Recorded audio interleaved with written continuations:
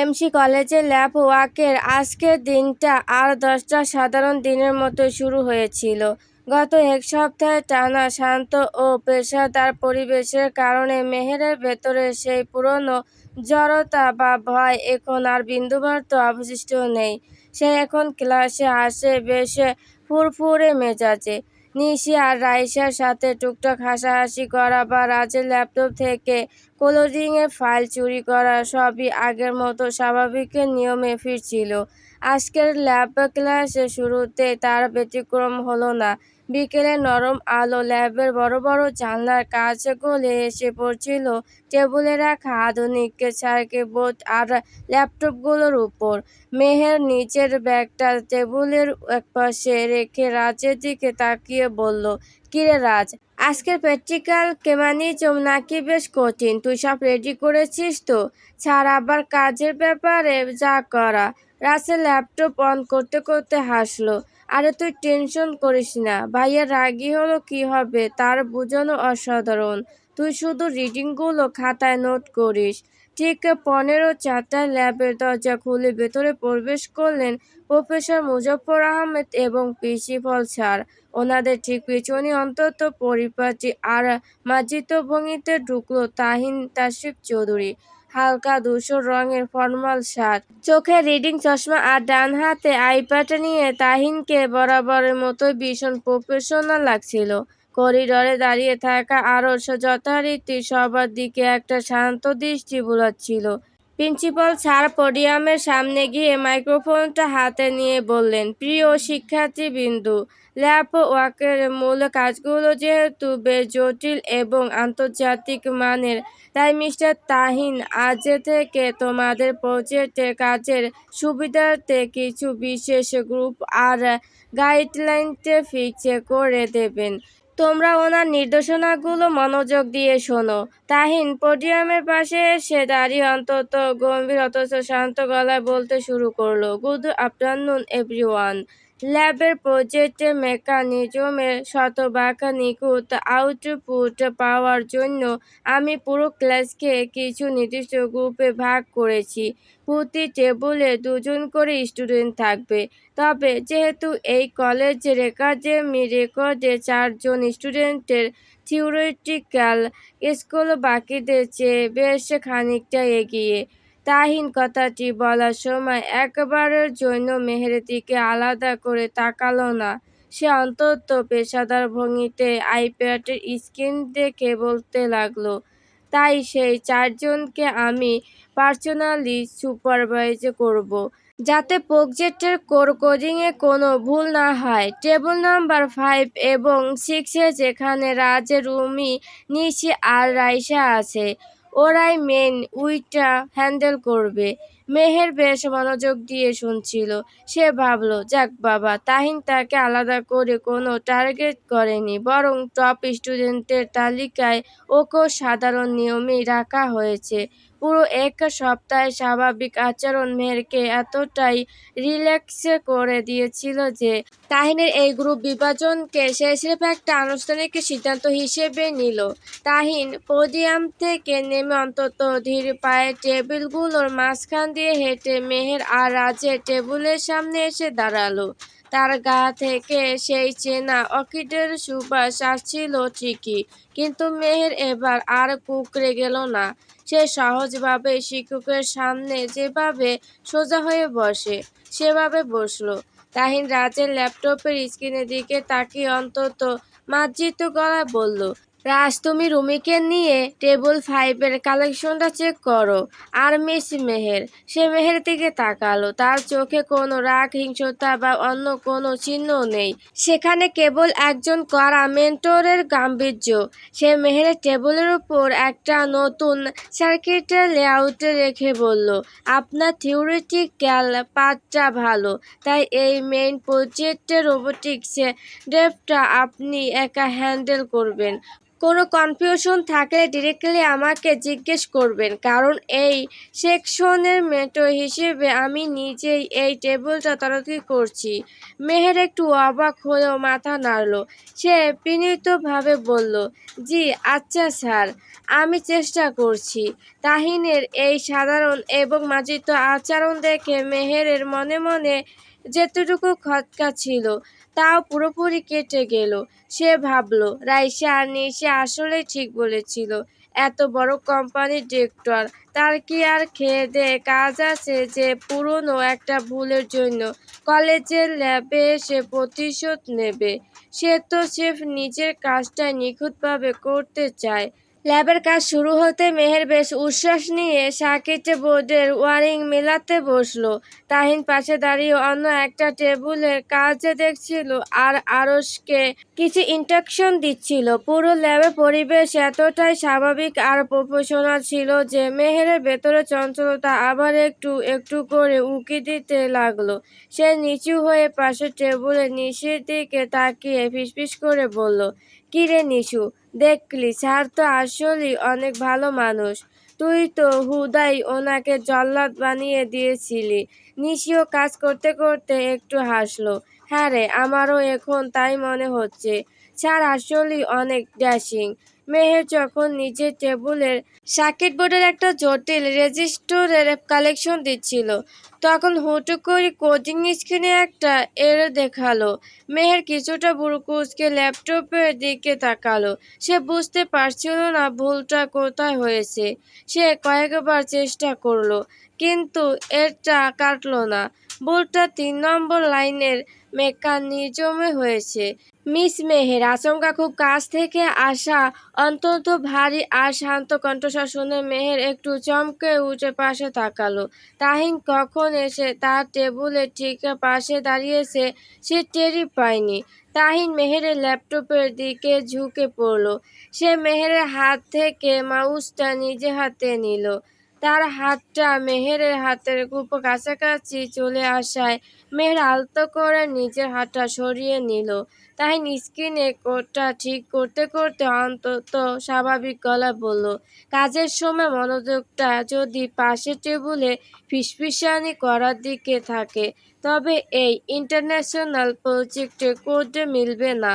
Professionalism শিখতে হবে। মেহেরের ফর্সা মুখটা একটু লাল হয়ে গেল। সে লজ্জা পেয়ে মাথা নিচু করে বলল, সরি স্যার, আর ভুল হবে না। তাহিন কোডটা ঠিক করে দিয়ে মাউসটা ছেড়ে দিল। সে মেহেরের দিকে তাকিয়ে অন্তত শুকনো সাধারণ মানুষের চোখে না পড়ার মতো একটা শান্ত হাসি দিল। কিন্তু সেই হাসির গভীরে কি ছিল তা বোঝার ক্ষমতা মেহেরের এই সরল মস্তিষ্কে ছিল না। তাহিন সোজা হয়ে দাঁড়িয়ে আরশের দিকে তাকিয়ে বলল, আরশ, আজকের মতো ল্যাব সেশন এখানে ক্লোজ করো। বাকি কাজটা আগামী পরশু হবে। সবাই ল্যাপটপ বন্ধ করে ব্যাগ গোছাতে শুরু করলো। মেহেরও একটা বড় স্বস্তি নিঃশ্বাস ফেলে নিজের খাতা কলম ব্যাগে ভরলো। আজ তার মনটা সত্যি অনেক হালকা। সে বুঝতে পেরেছে তাহিন তাসিফ চৌধুরীকে নিয়ে বেশি ভয় পাওয়ার কোনো কারণই নেই। কেটে গেছে আরও 2টা দিন। আজকে বৃহস্পতিবার আজ অন্য দিনগুলোর চেয়ে একটু আলাদাভাবেই সকালটা শুরু হয়েছিল মেহেরদের বাড়িতে। খুব ভোরে মেহেরের ছোট বোন মানহা তীব্র জ্বরে কাঁপতে শুরু করায় পুরো ঘরে একটা শোরগোল পড়ে যায়। মেহেরের আব্বু প্রফেসর মুজফ্ফর আহমেদ, যিনি সবসময় শান্ত থাকেন, তিনিও আজ মেয়ের এই অবস্থায় বেশ ঘাবড়ে গেলেন। মানহার গায়ে তাপমাত্রা ক্রমাগত বাড়তে থাকায় তিনি শেষমেশ কলেজে না যাওয়ার সিদ্ধান্ত নিলেন। সকাল 9টার দিকে তিনি নিজেই মানহাকে নিয়ে শহরের একজন বড় চাইল্ড স্পেশালিস্টের চেম্বারের উদ্দেশ্যে রওনা হলেন। যাওয়ার সময় মেহেরের মাথা হাত বুলিয়ে বলে গেলেন, মেহু, আজকে কলেজে আমার একটা জরুরি মিটিং ছিল, কিন্তু মানহার এই অবস্থায় যাওয়া সম্ভব না। তুই ঠিকঠাক মতো ক্লাসে চলে যাস, আর ল্যাব ওয়ার্কের কাজগুলো কিন্তু অবহেলা করিস না। মিস্টার চৌধুরী যেভাবে গাইড করছেন সেটা যেন নিখুঁতভাবে ফলো করা হয়। আব্বুর কথায় বাধ্যমের মতো মাথা নেড়েছিল মেহের। মনে মনে অবশ্য তার এক ধরনের মিশ্র অনুভূতি হচ্ছিল। একদিকে আব্বু সাথে নেই বলে এক ধরনের অলস স্বাধীনতা, অন্যদিকে ল্যাবের সেই গম্ভীর মানুষটার মুখোমুখি একা হওয়ার এক প্রচ্ছন্ন অস্বস্তি। তবে গত এক সপ্তাহে শান্ত পরিস্থিতি তাকে এতটাই অভ্যস্ত করে তুলেছে যে সে বিষয়টাকে আর অতটা গুরুত্ব দিল না। এদিকে আজ কলেজের চিত্র ছিল সম্পূর্ণ ভিন্ন। বেলা 3:30টার দিকে যখন দুপুরে কড়া রোদটা একটু স্নান হয়ে আসছিল, ঠিক তখনই এমসি কলেজের মেন গেট দিয়ে ভেতরে প্রবেশ করলো একটি রাজকীয় ব্ল্যাক স্পোর্ট বাইক। বাইকের ইঞ্জিনে সে ভারী আর গম্ভীর গর্জন শুনে করিডোর দাঁড়িয়ে থাকা ফার্স্ট ইয়ার আর সেকেন্ড ইয়ারের মেয়েদের চোখ ওদিকে চট করে চলে গেল। বাইক থেকে যখন ছেলেটি নামলো, তখন পুরো চক্র যেন এক মুহূর্তের জন্য নীরবতা নেমে এলো। আজ আর চার চাকার সেই কালো গ্লাসে ঢাকা দামি গাড়িটি নেই। আজ তাহিন তাসিফ চৌধুরী এসেছে তার নিজের পছন্দের বাইক নিয়ে। তার পরনে একদম ধবধবে সাদা রঙের একটি কটন শার্ট, যার ওপরে দুটো বোতাম বরাবরের মতো উন্মুক্ত, চোখে সেই পরিচিত রিডিং গ্লাস, আর মাথায় হেলমেট, যা সে বাইক থেকে নেমে অন্তত স্টাইলিশ ভঙ্গিতে খুলে বাইকে আটকে দিল। তার সে অবাধ্য সিল্কি চুলগুলো বাতাসে ঝাপটায় কপালে এসে পড়েছিল, যা সে এক হাত দিয়ে পেছনে ঠেলে দিল। তাহিনের এই সম্পূর্ণ নতুন ড্রেসিং আর ক্যাজুয়াল রূপ দেখে কলেজের মেয়েদের অবস্থা রীতিমতো ওষ্ঠাগত। করিডোর দাঁড়িয়ে থাকা মাহা আর তোবা তো চোখ বড় বড় করে একে অপরের হাত খামচে ধরল। তোবা ফিসফিস করে বলল, উফ মাহা, স্যারকে আজ বাইকে কি মারাত্মক লাগছে দেখ। সাদা শার্টে পুরো যেন কোনো হলিউডের হিরো। আমি তো আজ ল্যাব ক্লাসে ওনার দিকে তাকাতেই পারবো না, বুক এমনিতেই ধড়ফড় করছে। মেহের তখন রাইসা আর নিশির সাথে ল্যাবের দিকে যাচ্ছিল। তাহিনের এই নতুন লুক তার চোখে পড়েছিল, তবে সে মনে মনে একটা লম্বা শ্বাস নিয়ে নিজেকে সংযত করলো। সে ভাবলো, মানুষরা দেখতে যত আকর্ষণীয় হোক না কেন, ভেতরে গম্ভীরতা আর কঠোরতা তো আর বদলে যায়নি। রোজকার মতোই আজকে ল্যাব ক্লাসটাও শুরু হলো, তবে আজ তাহিনকে একটু বেশি তাড়াহুড়োর মধ্যে দেখা গেল। সে ক্লাসে ঢুকে অন্তত প্রফেশনাল ভঙ্গিতে ল্যাপটপের কোডিং আর মেকানিজমগুলোকে বুঝিয়ে দিতে লাগলো। আসলে আজ রাতের দিকে তার জরুরি একটা বিজনেস ডিলে সাইন করার জন্য ঢাকা যাওয়ার কথা ছিল। আরশ আজ ল্যাবে আসেনি, সে কাল সকালে ঢাকা রওনা দেবে। ঢাকাতে তাদের একটি নতুন প্রজেক্টে কাজের জন্য পুরো এক সপ্তাহ থাকতে হবে, তাই আরশ নিজের গোছগাছ করার জন্য আজ দ্রুতই বাড়ি চলে গেছে। তাহিন মেহেরের টেবিলের সামনে এসে আজ মাত্র কয়েক সেকেন্ড দাঁড়ালো। তার গা থেকে আসা তীব্র অকেজের সুবাস মেহেরের চেনা লাগলেও তাহিনের আজকের আচরণ ছিল সম্পূর্ণ সংক্ষিপ্ত। সে শুধু মেহেরের খাতার রিডিংগুলো একবার দেখে নিয়ে বলল, গুড, প্রজেক্ট এই লেআউটটা পরশুর মধ্যে কমপ্লিট করে রাখবেন। আমি আগামী এক সপ্তাহ ঢাকা থাকবো। আরও আপনাদের বাকি গাইডলাইনে দিয়ে দেবে। মেহের মনে মনে এক পরম স্বস্তির নিঃশ্বাস ফেলল। যাক, আগামী একটা সপ্তাহ এই ধারালো নীল চোখের চাহনি থেকে সে সম্পূর্ণ মুক্ত থাকবে। ঘড়ির কাঁটায় যখন ঠিক 4:30, তখনই ল্যাবের ক্লাস শেষ হলো। কিন্তু ক্লাস শেষ হতে না হতে প্রকৃতির রূপ এক লহমায় বদলে গেল। মেঘলা আকাশের কারণে আজ এমনিতে আলো কম ছিল, কিন্তু হুট করে চারপাশটা গুটগুটে অন্ধকারের মতো কালো মেঘে ঢেকে গেল। বাতাসের আর্দ্রতা এক ধাক্কায় বেড়ে গিয়ে চারপাশ জুড়ে এক তীব্র ঝড়ের পূর্বাভাস ফুটে উঠল। কলেজের গাছগুলো ডালপালা বাতাসের তোড়ে প্রচণ্ড বেগে দুলতে শুরু করলো। ল্যাব থেকে বের হয়ে শিক্ষার্থীরা যে যার মতো দ্রুত বাড়ির দিকে রওনা দিতে লাগলো। নিশি আর রাইসার বাসা একদম কাছাকাছি হয় ওরা একটা চেনা অটো রিকশায় চট করে উঠে পড়লো। মেহেরকে উপশহরের দিকে যেতে হবে, তাই সে মেন গেটের বাইরে এসে একটা খালি রিকশা খুঁজতে লাগলো। আকাশ তখন এতটাই অন্ধকার হয়ে গেছে যে মনে হচ্ছিল যেন মাঝে রাত। বাতাস এত জোরে বইছিল যে সোজা হয়ে দাঁড়িয়ে থাকাই দায়। মেহের কোনো মতে একটা রিকশা থেকে উঠে বসলো। রিকশাটা মোটে কয়েক গজ এগিয়েছে। ঠিক তখনই প্রচণ্ড বেগে ধুলো ঝড় শুরু হয়ে গেল। বাতাসের তীব্রতার সামনে কিছুই ঠিকঠাক দেখা যাচ্ছিল না। শুকনো পাতা আর ধুলো বালি উড়ে এসে মেহেরের চোখে মুখে লাগছিল। তার উপর আকাশের বুক চিরে দু এক ফোঁটা করে বৃষ্টির পানি পড়তে শুরু করলো। বৃষ্টির সেই বড় বড় ফোঁটা মেহেরের গায়ে লাগতেই তার বুকটা ছ্যাদ করে উঠল।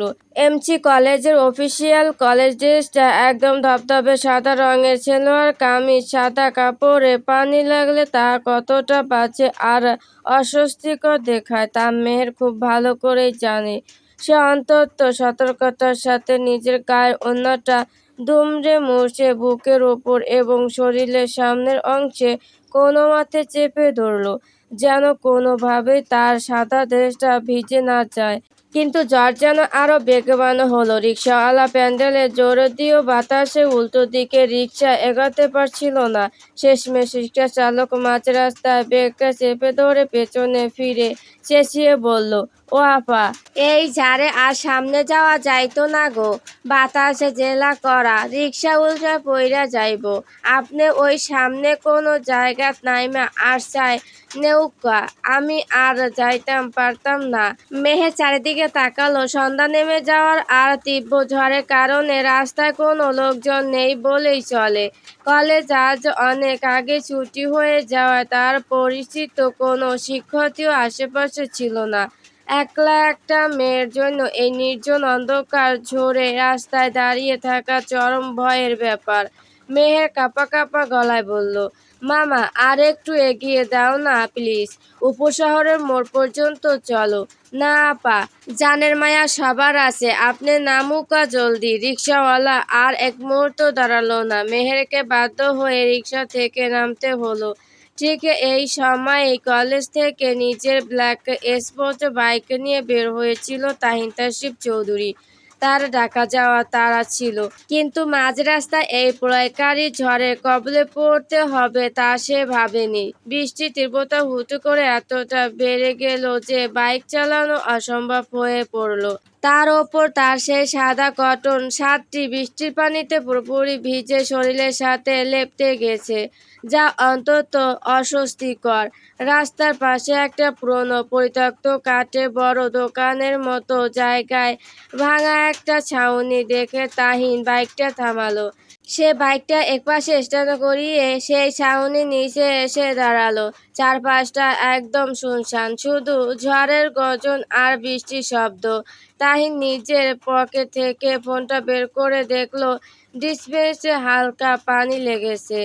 সে দ্রুত রোহানকে কল দিল।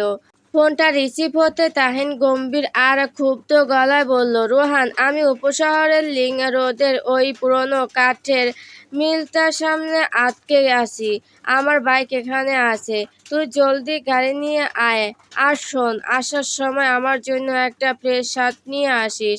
আমার শার্ট পুরো ভিজে গেছে, জলদি কর। ফোনটা কেটে তাহিন একটা বিরক্তিসূচক শব্দ করলো। পুরো শার্টটা ভিজে পিঠের সাথে লেপ্টে থাকায় তার ভীষণ ঠান্ডা লাগছিল।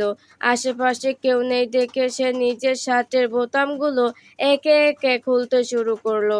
ভাবলো ভেজা শার্টটা খুলে নিগড়ে নেবে। ঠিক সেই মুহূর্তে বাইরে থেকে হন্তদন্ত হয়ে তীব্র বাতাসে প্রায় উড়তে উড়তে এক কিশোরী সেই ছাউনির নিচে এসে আশ্রয় নিল। সে আর কেউ নয়, মেহের। মেহের রিকশা থেকে নেমে এটুকু পথ দৌড়ে আসতে গিয়েই রাজহাঁসের মতো অবস্থা হয়েছে তার।